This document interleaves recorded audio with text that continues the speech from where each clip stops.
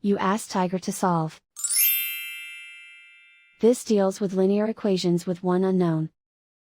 The final result is x equals -7. Let's solve it step by step. Group all x terms on the left side of the equation. Add 5x to both sides. Group like terms. Simplify the arithmetic. Group like terms. Simplify the arithmetic. Group all constants on the right side of the equation. Add 8 to both sides.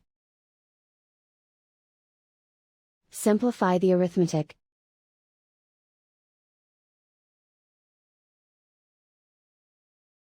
Isolate the x. Divide both sides by -3.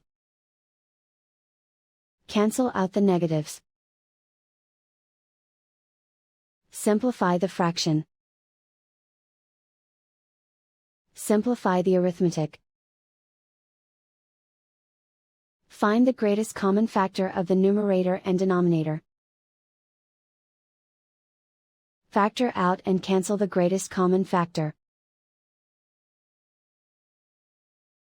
And so the final result is x equals -7.